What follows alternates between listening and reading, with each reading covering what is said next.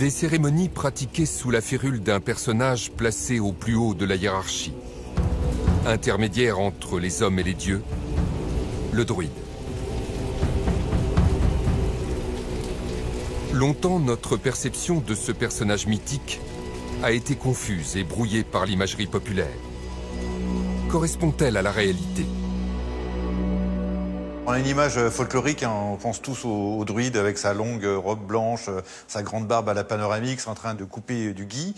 En fait, on est plus proche des savants et des philosophes grecs. D'ailleurs, il y a des rapports entre la science grecque et la pensée des druides. L'idée que l'univers est régi par des nombres, par une harmonie mathématique, ça c'est quelque chose qui est très voisin entre, on peut dire, la science gauloise et la science grecque.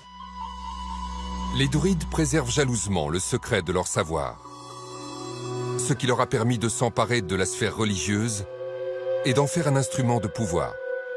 Alors visiblement, c'est une caste qui est séparée du reste de la société et surtout, ce sont des intellectuels en fait, qui ont une formation intellectuelle qui dure plusieurs dizaines d'années. Il y a l'idée que le savoir, c'est quelque chose qui est réservé à une élite, c'est quelque chose qui n'est pas destiné à être partagé. C'est une connaissance très très pointue.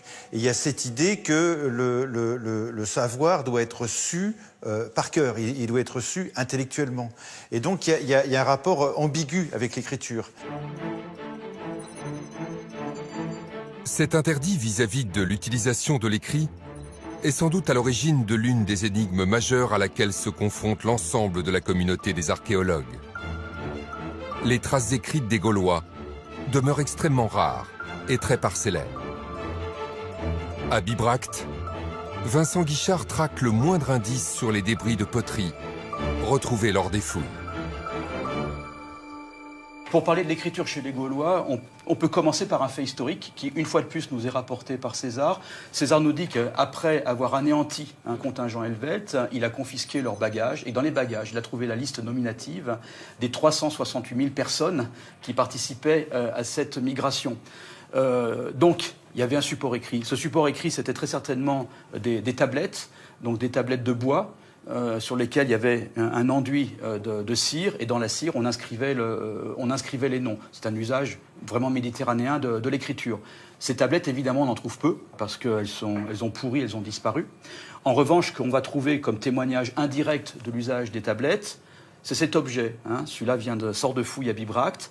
C'est l'équivalent du crayon. Un côté pour effacer, c'est l'équivalent de la gomme, et un côté pointu pour inscrire dans la cire. On a un autre témoignage de l'écriture qui est assez abondant à Bibracte, c'est ça, vous voyez. On a des dizaines de noms de personnes qui sont inscrits. Alors chacun était capable d'inscrire son nom sur des poteries, tout simplement pour ne pas se les faire piquer. Hein. Voilà, chacun sa gamelle. Hein. Là, c'est très lisible. Epsilon, kappa, kappa, iota, omicron, sigma lunaire. Hein. Donc l'alphabet qui est utilisé pour écrire la langue gauloise, parce qu'il n'y a pas d'alphabet proprement gaulois, à Bibracte, jusqu'à la fin du 1er siècle avant Jésus-Christ, c'est le grec. L'usage de l'écriture est tardif et rare dans le monde celtique. Sur ce point, les scientifiques sont formels. Tout ce qui est important dans la culture gauloise, la tradition, les lois, les savoirs médicaux, cela se traduit par l'oralité, donc par la mémorisation et l'oralité, et c'est l'apanage des druides. Pour devenir druide, il y a 20 ans d'apprentissage. Hein. Et c'est aussi une façon pour les druides de garder la mainmise sur la société, hein, puisque ce savoir n'est pas vulgarisé par l'écriture. Donc tout ce qui n'est pas écrit est gardé dans la tête des druides. C'est une des raisons qui font qu'on a pratiquement tout perdu de la culture gauloise.